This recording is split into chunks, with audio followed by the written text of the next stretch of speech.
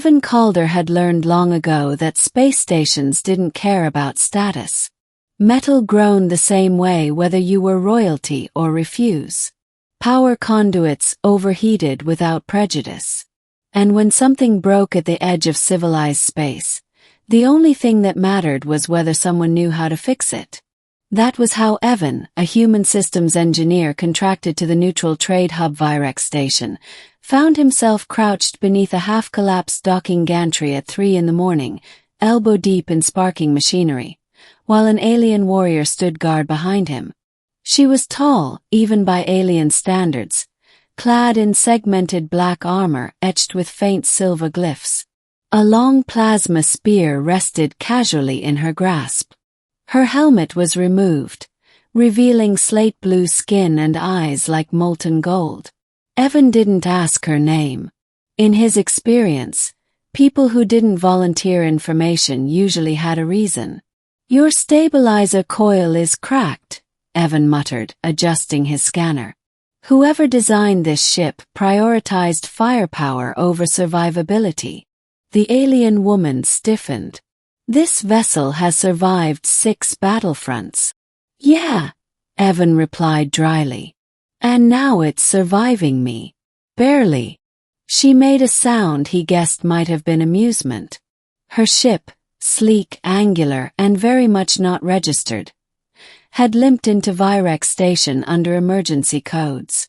The station authorities, eager to avoid political headaches, had quietly routed her to independent contractors instead of official docks. That was how she'd ended up with Evan. "You could have demanded station engineers," Evan said. "Or military support."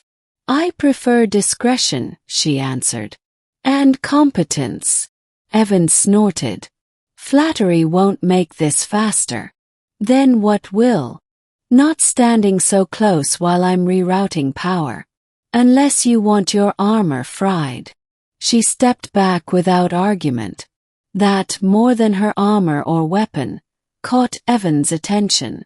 The repair took hours. The alien, she introduced herself only as Vaelira, never complained, never rushed him. When Evan cursed, she waited. When he paused to recalibrate, she observed silently, occasionally asking questions about human engineering principles. "You rely heavily on redundancy," she noted. "Because things fail," Evan replied. "People too. In my culture," Vaelira said slowly, "failure is less tolerated." "Sounds exhausting." She studied him. "It is." When the ship finally powered back online, Evan wiped grease from his hands and leaned back against the bulkhead. "That'll keep you flying," he said. "But you should replace the coil at a major shipyard." Vaelira inclined her head. "You have my gratitude, human engineer." "Evan," he said. "Name's Evan." She hesitated, then nodded. "Evan." For a moment, something unspoken passed between them. Respect, perhaps, or curiosity. Then station alarms blared. The attack came fast. Vaelira station had always been a tempting target, a crossroads of trade, diplomacy, and vulnerable neutrality. Pirates, mercenaries, and worse prowled its edges. This time, the aggressors were Imperial warships. Evan recognized the insignia immediately. The Aurelian Dominion, one of the most powerful empires in known space. "Great," he muttered. "That's not going to be a negotiation." Vaelira's posture changed instantly. Calm vanished. Purpose replaced it. "These ships should not be here," she said coldly. "They're about to make it very clear why they are," Evan replied, watching security drones scramble. "You planning to run?" "No." She turned to him. "I will need your help again." Evan blinked. "Lady, I fix ships. I don't fight empires." "Tonight," Vaelira said. "Those may be the same thing." The Dominion forces didn't open with words.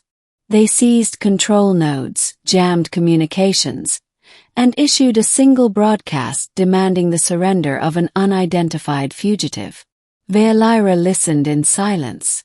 "That's you, isn't it?" Evan said. "Yes." "Care to explain?" She met his gaze.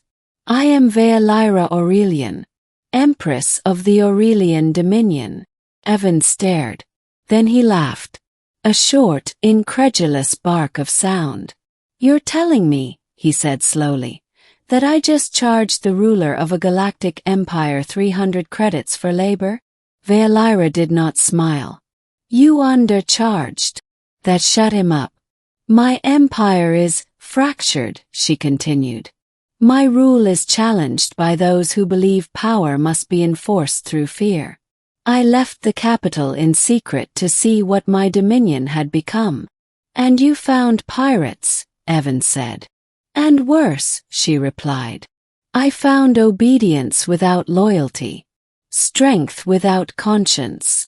The station shook as another blast hit its outer ring. "They want you back," Evan said. "Or dead." "They want a symbol," Vaelira corrected. "Not a ruler." She looked at him. "I will not let them take this station." Evan swallowed. "I don't have weapons." "You have something better," she said. "You see systems as they truly are." Together they moved. Evan rerouted power through maintenance grids the Dominion hadn't mapped. He jury-rigged defense turrets using cargo cranes and shield projectors. Vaelira coordinated station defenders with terrifying precision, but never from safety. She fought alongside dockworkers, shielded civilians, gave orders only when needed. Evan noticed something unsettling. People listened, not because she commanded them, but because she stood with them. When a Dominion boarding squad breached the central hub, Evan sealed blast doors manually, trapping himself inside with Vaelira. "You could have escaped," she said.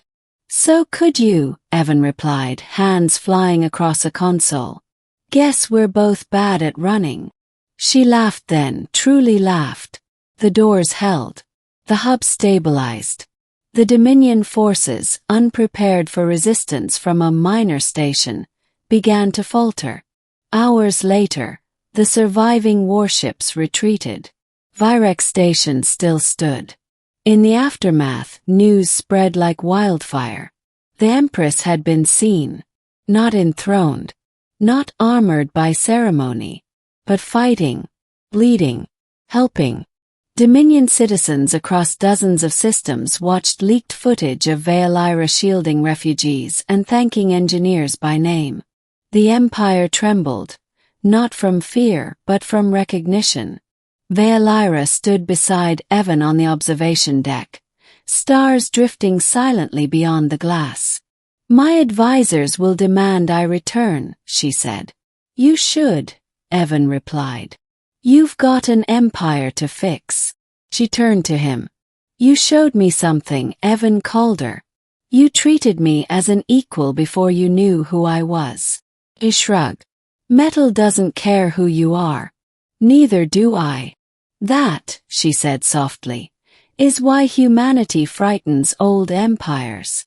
Weeks later, when Vaelira returned to the Dominion, she did not rule as before. She dismantled rituals, opened systems, empowered engineers, medics, workers. She rebuilt an empire, not on fear or distance, but on connection. Historians would later mark the moment of change not as a grand speech or a decisive battle, but as the night a human engineer knelt in Greece beneath a broken ship and simply chose to help.